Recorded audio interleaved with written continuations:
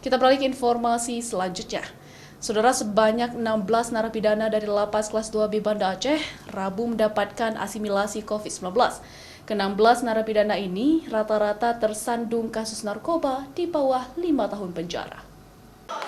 Program asimilasi COVID-19 yang diberikan pemerintah saat ini sudah memasuki tahun kedua, di mana pada tahun pertama tahun 2020 telah diberikan asimilasi COVID sebanyak 200 orang lebih untuk Lapas Kelas 2B Kota Banda Aceh yang berada di Kaju Aceh Besar tersebut. Untuk tahun kedua pada tahun 2021 ini, program tersebut dilanjutkan dengan sejumlah peraturan yang lebih ketat.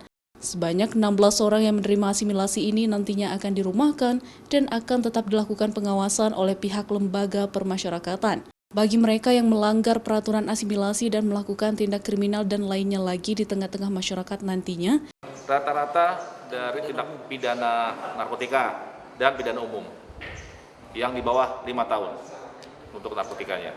Kita sudah melakukan komunikasi dengan pihak aparat setempat, Pemda setempat untuk melakukan koordinasi terhadap warga binaan yang melaksanakan asimilasi di rumah, agar yang bersangkutan tetap berkomunikasi dengan lingkungannya maupun dengan keluarganya serta dengan kami yang akan nanti dipandu oleh PK dari Balai Pemasyarakatan.